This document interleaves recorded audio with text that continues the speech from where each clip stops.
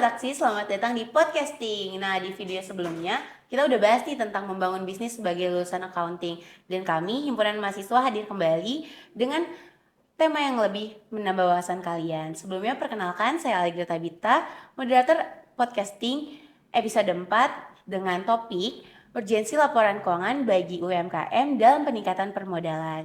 Nah, di depan saya sudah ada narasumber yang luar biasa. Beliau Bapak Sudrajat sebagai Ketua Program Studi S1 Akuntansi. Beliau juga berpengalaman di bidang perbankan kurang lebih 12 tahun ya Pak. Oke, boleh Pak dikasih tahu dulu nih ke kita nih apa kabarnya, apa kegiatannya sebelumnya nih. Baik, terima kasih. Ya, alhamdulillah baik.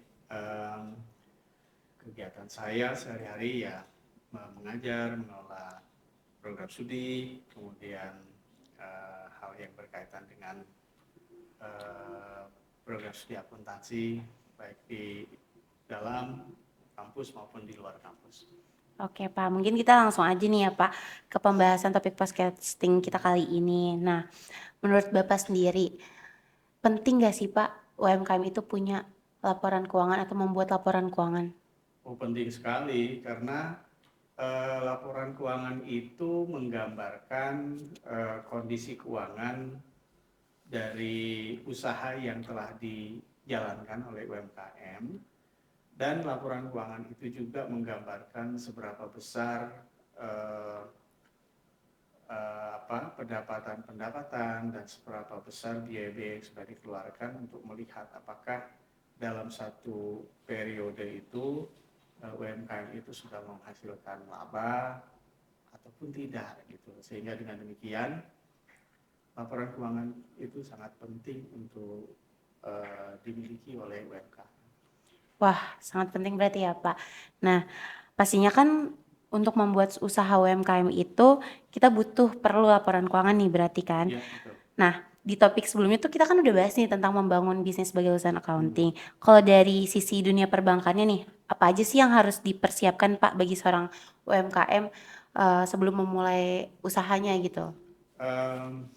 Sebetulnya kalau kaitan laporan keuangan dengan dunia perbankan bagi UMKM,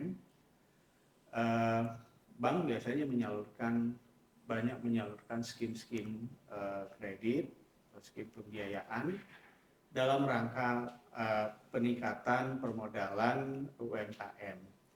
Tapi dalam proses untuk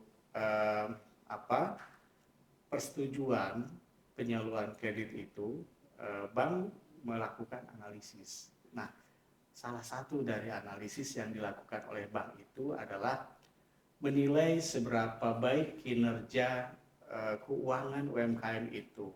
Sehingga dengan demikian, maka laporan keuangan itu menjadi sangat penting karena bank akan dapat melihat dengan sangat jelas bagaimana performa keuangan yang merepresentasikan aktivitas yang telah dilakukan oleh UMKM tersebut. Begitu. Oke Pak, baik nih.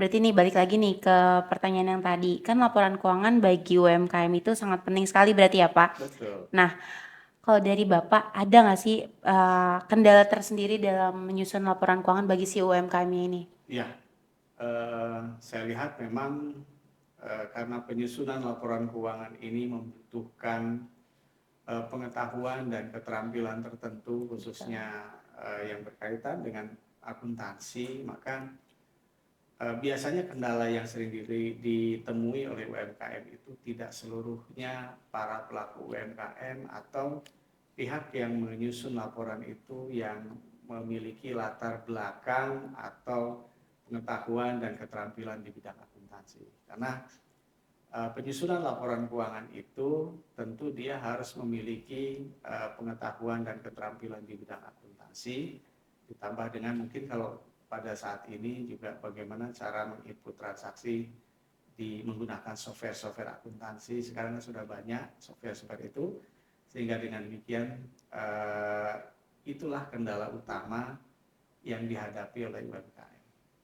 Berarti berhubungan dengan faktor latar belakang pendidikan juga ya, ilmu-ilmu Keterampilan, mereka. tidak Iya. harus berlatar belakang pendidikan akuntansi, tapi orang bisa mempelajari itu gitu loh. Iya. Terus berarti kan mereka kurang paham juga nih mungkin ya tentang pembukuan, tentang Iya, pembuatannya gimana, kayak software-software yang belum tahu, ya, ataupun mereka belum aware nih kayak fungsinya tuh apa sih laporan keuangan, kayak kan nggak semua UMKM itu langsung terjun ke perbankan ya buat ya.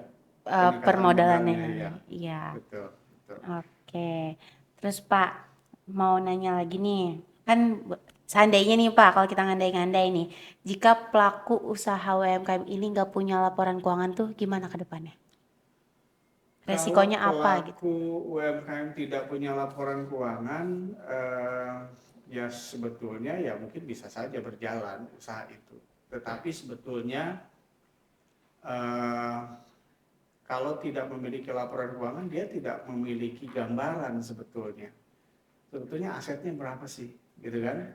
Terus pendapatannya dalam 1 bulan atau dalam 1 tahun berapa, biaya-biaya sudah dikeluarkan berapa, kemudian eh, dalam periode itu dia dalam 1 tahun itu dia laba atau tidak, gitu kan? Mm-mm. Nah itu tentu kita tidak memiliki gambaran itu, gitu loh. Kalau berjalan mungkin bisa berjalan, tetapi eh, kalau kita tidak memiliki atau pelaku UMKM tidak memiliki catatan, tidak memiliki laporan keuangan, tidak ada hal yang dia bisa lihat gitu loh untuk melihat bagaimana perkembangan usaha, bagaimana aset dan kinerja yang telah diperoleh.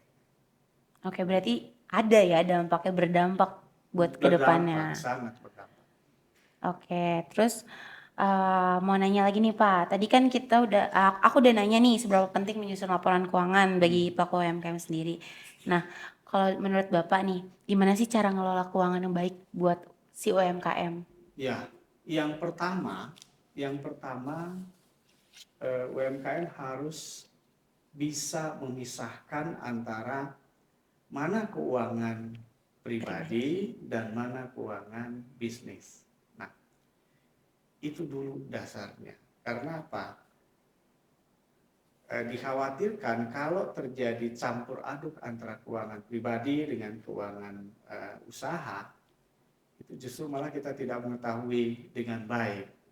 Dan memang ini yang harus pertama kita lakukan. Nah, ketika kita sudah bisa memisahkan mana keuangan pribadi dan mana keuangan perusahaan, selanjutnya keuangan perusahaan ini kita kelola dengan baik. Bisnisnya apa, kemudian skala omsetnya berapa, kemudian bagaimana strategi pemasaran dan lain sebagainya. Nah, dalam langkah melakukan itu, seberapa besar dana yang dibutuhkan untuk menjalankan usaha itu. Jadi kalau misalkan dirasa kurang gitu kan, barulah UMKM itu dapat mencarikan sumber-sumber pendanaan, bisa dari pinjaman dan dari sumber manapun untuk menambah dan untuk menjalankan usaha itu. Oke, berarti sangat menjawab sekali nih ya teman-teman buat yang nanyain seberapa penting sih laporan keuangan itu dalam usaha UMKM. Nah, tambahan juga kali ya Pak, berarti seorang UMKM juga perlu nggak sih Pak nyiapin asuransi atau dana darurat buat usahanya biar kalau terjadi kendala-kendala itu tuh nggak ganggu operasionalnya. Ya, penting juga untuk menyiapkan itu. Oke. Tetapi sebenarnya yang lebih penting bagaimana cara dia mengelola usaha itu supaya dana yang ada dapat lebih berkembang, gitu kan. Yang penting itu bagaimana mengembangkan dana. Prepare lebih bagus, tetapi mengembangkan dana itu yang penting di dalam bentuk usaha yang dilakukan. Apalagi kalau awal-awal kita harus mulai. Betul. Awal-awal itu masa-masa yang terberat untuk UMKM karena awal-awal usaha dia masih mencari customer, dia masih membaca pasar dan lain sebagainya, mungkin juga itu tantangan yang terberat. Biasanya kalau sudah berjalan 1-2 tahun, dia sudah eksis, dia sudah memiliki gambaran seberapa besar potensi usahanya, gitu kan, seberapa besar peluang dia untuk memperoleh keuntungan dan supplier dari mana saja, kemudian tipe-tipe customernya siapa saja, gitu kan. Kalau sudah berjalan selama 1-2 tahun, dia sudah punya gambaran itu. Jauh dibanding dengan ketika awal masih belum ada gambaran itu dan dia sedang memulai. Tapi Pak, ini kan mayoritas pelaku UMKM tuh kurang lah ya buat aware nih tentang si laporan keuangan itu. Kalau dari Bapak gimana? Kalau dari Bapak sendiri tuh gimana tuh cara nanganinnya nih? Ya, sebetulnya saya melihat pemerintah juga sudah berperan dalam melakukan pembinaan kepada UMKM.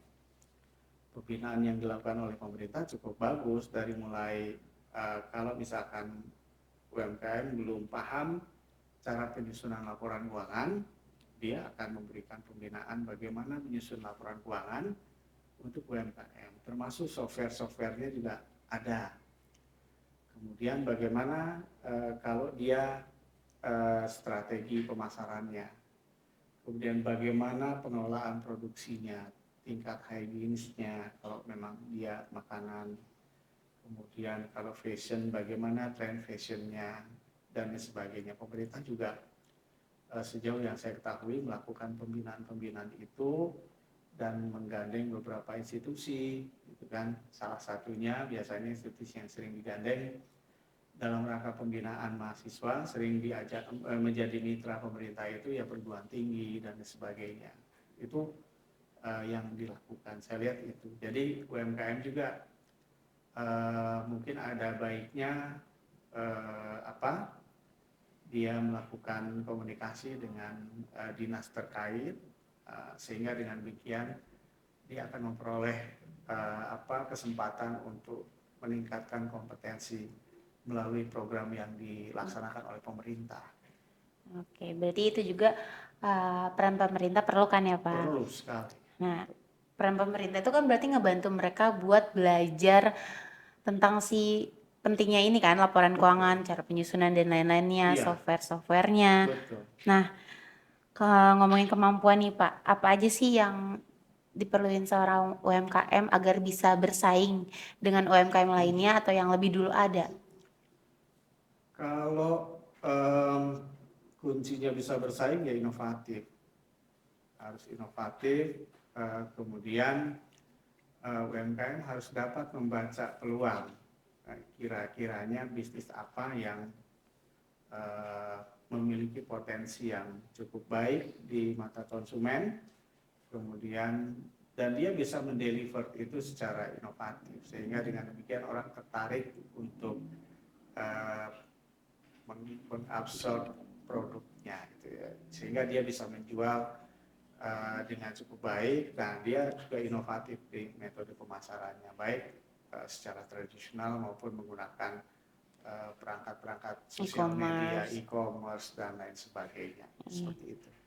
Berarti mungkin juga relasi itu perlu kan ya Pak? Relasi ya. Biar dari orang-orang juga kenal nih produk yang kita jual atau jasa yang kita jual. Betul. Oke. Terus Pak, tadi kan kita udah bahas nih soal strategi bersaing dengan perusahaan besar. Nah, selanjutnya mau tanya nih Pak, kenapa sih UMKM tuh perlu banget manajemen produksi dan manajemen keuangan yang baik? Ya, manajemen produksi yang baik memang diperlukan oleh pelaku UMKM. Tidak hanya UMKM, di perusahaan pun sangat diperlukan. Karena ketika kita memahami bagaimana cara proses produksi yang baik, dia akan melahirkan produk-produk yang baik dan berkualitas, serta produk-produk yang efisien.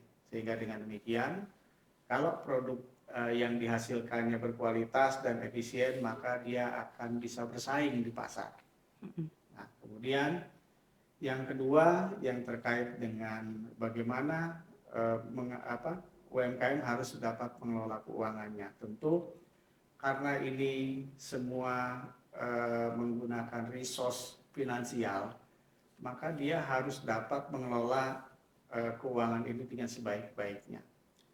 Dia harus dapat menjaga cash flow-nya, kapan cash flow itu masuk, kapan cash flow itu dikeluarkan, dan lain sebagainya, sehingga dengan menjaga aliran dana, baik aliran dana masuk, keluar, kemudian dan lain sebagainya, sehingga dengan demikian diharapkan usahanya akan tetap sustain, dia sustain berkelanjutan. Yeah. Nah, yang penting kan usahanya berkelanjutan dan memperoleh profit, ya kan, konsisten dan profit, itu saja di dalam usaha. Oke, bermanfaat sekali ya teman-teman Sobat Aksi. Nah, jadi kita tahu nih UMKM ini sangat memerlukan dua manajemen tersebut. Nah, namanya pelaku bisnis kan butuh wawasan dalam hal berbisnis dan menyusun strategi gitu ya Pak Iya, ya. betul. Oke. Tadi nih kita udah nyimak strategi-strategi yang udah Bapak sebutkan, terus cara ngelola manajemen yang baik gitu kan. Terus mau nanya juga Pak, gimana cara ngelola manajemen keuangan agar si UMKM ini nggak bangkrut? Iya, yang jelas kalau mengelola manajemen keuangan, tentunya kalau dia bisa menghasilkan produk-produk yang baik, yang laku, gitu kan, Mm-mm. produk itu kan akan memberikan pendapatan yang baik. Jadi sebetulnya pengelolaan dana itu bisa dimulai dari produk apa yang dihasilkan. Kalau produk itu yang dihasilkan dapat diterima dengan baik oleh customer, maka produk itu akan dapat dijual. Kalau dapat dijual berarti kan ada aliran kas masuk di situ di dalamnya. Iya. Kemudian bagaimana perusahaan mengelola resource yang ada supaya menjadi produk yang baik. Nah, ini juga memerlukan keterampilan dalam pengelolaan keuangan. Seperti yang saya sampaikan tadi, bagaimana seorang pelaku UMKM dapat mengatur cash flow-nya dengan baik. Tentu cash flow-nya itu jangan dicampurkan dengan cash flow keluarga. Pribadi. Pribadi ya pribadi, usaha ya usaha. Sehingga dengan demikian, kalau dapat mengelola itu dengan baik, saya yakin tidak akan bangkrut. Mm-mm. Oke Pak, tadi kan udah nyinggung sedikit nih tentang si pemerintah. Nah, Iya, pemerintah udah ngelakuin upaya-upaya. Tapi kalau menurut Bapak, apakah upaya itu udah baik? Terus eh, kira-kira untuk kedepannya menurut Bapak harus gimana nih ya si pemerintah ini buat lebih mendorong UMKM? saya rasa kalau pemerintah sudah punya program-program dan strategi-strategi untuk mendorong baik pada level kementerian, pada level dinas di provinsi, dinas di kabupaten dan kota juga sudah memiliki program-program untuk meningkatkan pemberdayaan UMKM. Jadi kan pemerintah misinya bagaimana yang mikro ini bisa naik ke kecil, bagaimana yang kecil bisa naik ke menengah, gitu kan? Mm-mm. Bagaimana yang menengah ya bisa menjadi perusahaan yang besar. Sehingga pelaku-pelaku usaha ini akan berkembang dengan baik. Dan khusus di Indonesia kan salah satu yang menopang perekonomian dari UMKM. Sehingga pemerintah memiliki concern yang sebegitu besar supaya bisnis UMKM ini dapat berkembang. Dan dulu ketika tahun 1998, ketika Indonesia mengalami krisis itu UMKM ini tetap eksis. Nah, itulah yang membuktikan bahwa UMKM ini sebetulnya usaha yang cukup kuat gitu kan dalam menghadapi berbagai kondisi ekonomi. Namun tetap harus dikelola dengan baik. Mau nanya juga nih Pak, ada nggak sih Pak hubungan pemerintah sama dunia perbankan perihal si pinjaman buat si UMKM ini? Siapa tahu kan kayak pemerintah tuh punya regulasi-regulasi yang ngebantu UMKM di perbankan dalam perihal peminjaman itu, pinjam dana. Ya tentu pemerintah ya di satu sisi melakukan pembinaan kepada UMKM, tapi di sisi lain juga dunia perbankan sebetulnya juga mensupport apa yang dilakukan oleh UMKM. Banyak dari industri perbankan, dari bank-bank itu yang menyalurkan skema kreditnya atau pembiayaan kepada UMKM. Jadi baik pada level yang mikro maupun level yang mikro, kecil dan menengah gitu. Itu juga cukup banyak kredit yang disalurkan itu. Dan ada juga kredit fasilitas KUR, kredit usaha rakyat. Nah itu yang merupakan program dari pemerintah dalam bentuk penjaminan, itu juga kan salah satunya dalam rangka mensupport UMKM KUR itu. Nah itu bukti nyata dan itu sudah berjalan cukup lama hingga saat ini. Nah Pak, lanjut lagi nih, kan pemerintah udah ngedukung nih dari segi eh, pembelajaran si UMKM buat bikin laporan keuangan dan lain-lainnya. Terus gimana sih Pak mekanisme di bank buat ngasih kredit ke UMKM itu? Baik, tentu mekanisme penyaluran kredit atau pembiayaannya kepada UMKM itu dimulai dari pengajuan yang dilakukan oleh pelaku UMKM itu. Atas pengajuan itu, bank akan melakukan serangkaian analisa. Analisa kalau yang di bank populer dengan analisa 5C, ya kan? 5C, Karakter, 7. capacity, collateral. Bank itu ketika menyalurkan kredit kepada UMKM akan mempertimbangkan biasanya analisa 5C. Karakter, capital, collateral, capacity, dan condition of economic. Ini akan dipertimbangkan secara seksama, kemudian berdasarkan analisa itu, baik analisa yang sifatnya kualitatif maupun kuantitatif. Kuantitatif itu yaitu tadi urgent kepentingan laporan keuangan itu dalam rangka itu tadi. Jadi kalau bank akan menyalurkan kredit, maka bank akan melihat bagaimana kondisi keuangan perusahaan. Nah, kondisi keuangan perusahaan itu terrefleksi di dalam laporan keuangan. Laporan keuangan itu nanti akan mengatakan bahwa usaha ini baik, usaha ini kurang baik, usaha ini dapat dibiayai, usaha ini tidak dapat atau belum dapat dibiayai. Sehingga dengan demikian, ketika bank menyalurkan kredit atau pembiayaannya, maka sebetulnya harapan bank bahwa dana ini dapat digunakan dalam rangka meningkatkan kapasitas UMKM sehingga usahanya dapat jauh lebih berkembang dan usahanya dapat memberikan profit yang optimal. Sehingga dengan demikian keberhasilan bank dalam menyalurkan kredit atau pembiayaan ini ketika dana itu digunakan dengan baik, kemudian sasaran yang ingin dituju tercapai, kapasitasnya meningkat, kemudian labanya juga meningkat. Sehingga kalau kapasitas meningkat, laba meningkat, nasabah dapat mengembalikan angsuran dengan baik. Nah, okay. Terus kan tadi ada karakter tuh Pak. Karakter. Nah, kalau bank itu cara ngelihat karakter si UMKM pas mau minjem tuh gimana sih Pak? Ada berbagai teknik yang dilakukan oleh bank, baik menggunakan aplikasi yang disiapkan oleh BI atau OJK untuk melihat fasilitas-fasilitas kredit yang diperoleh oleh pelaku usaha itu, atau selanjutnya kita bisa mengkonfirmasi itu kepada suppliers, ingin mengetahui seberapa baik karakternya ketika dia berhubungan dengan supplier. Dia konsisten tidak ketika membeli secara kredit, misalkan ketika dia bayar itu tepat waktu atau tidak.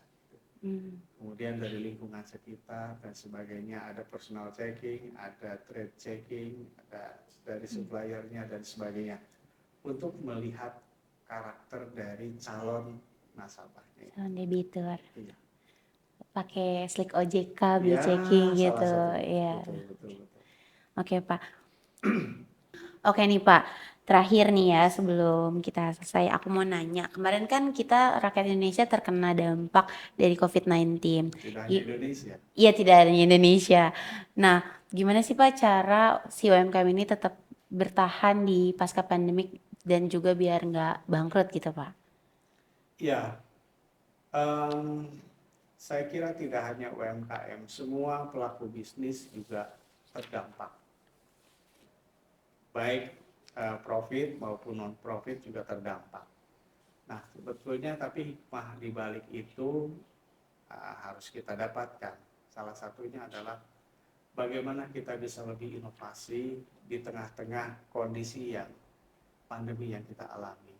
Ya, jadi saya melihat para pelaku UMKM walaupun melakukan bisnisnya di rumah, tapi dia bisa mendeliver gitu kan.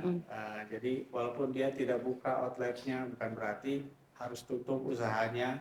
usahanya bisa tetap dilakukan di rumah, proses pengirimannya ada yang dilakukan melalui perusahaan-perusahaan ekspedisi, gitu kan, kemudian dan lain sebagainya, dan itu menuntut kreativitas dan inovasi dari seorang pelaku UMKM. Sehingga dengan demikian kalau seandainya dia tidak mengembangkan kreativitas dan inovasi, mungkin bisa mati usaha itu. Iya. Nah, rata-rata yang ini mereka berpikir keras bagaimana caranya dengan kondisi yang saat ini ada, dia mengalami pandemi, bagaimana caranya usaha ini dapat bertahan, bahkan mungkin dapat berkembang. Begitu. Oke Pak, lanjut nih Pak.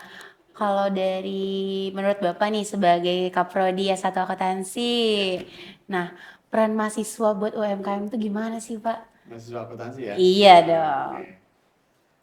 Eh, Peran mahasiswa akuntansi bagi dunia UMKM itu penting. Di situ dia bisa mendharmabaktikan ilmu yang diperoleh untuk diimplementasikan bagi pelaku UMKM. Jadi mahasiswa dapat membuat program-program dalam bentuk pelatihan, dalam bentuk pendampingan. Anda bisa turun mengunjungi UMKM, Anda bisa memberikan bantuan-bantuan bagi UMKM dalam rangka penyusunan laporan keuangan. Anda bisa latih UMKM itu, Anda bisa dampingi, bahkan mungkin software-softwarenya yang ada, Anda bisa pelajari dan bisa aplikasikan bagi UMKM itu. Sehingga dengan demikian ilmu yang Anda peroleh di bangku kuliah akan sangat bermanfaat kalau Anda aplikasikan bagi para pelaku UMKM. Kemudian para pelaku UMKM pun dapat menerima manfaat dalam bentuk keterampilan dan pengetahuan dalam penyusunan laporan keuangan, sehingga mereka punya gambaran, oh usaha saya kondisinya sekarang seperti ini, kondisinya bagus, oh ini sedang tidak bagus dan sebagainya, ya kan itu terefleksi di dalam laporan keuangan. Itu peran mahasiswa yang harus turut mendukung pemerintah di dalam pengembangan UMKM.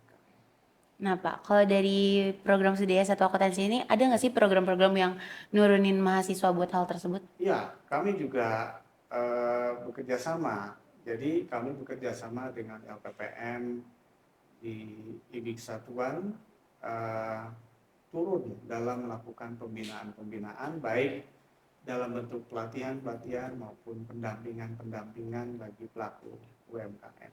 Sehingga dengan demikian setidaknya keberadaan kami bisa dirasakan manfaatnya oleh UMKM dalam bentuk pendampingan, pelatihan, sehingga pengetahuan, keterampilan UMKM dalam penyusunan laporan keuangan, dalam pengelolaan keuangan, dalam teknik pemasaran dan sebagainya itu akan dapat dirasakan dengan baik. Saya rasa itu. Oke Pak, mau nanya dulu nih, LPPM itu apa Pak di LPPM, kesatuan? Lembaga Penelitian dan Pengabdian kepada Masyarakat.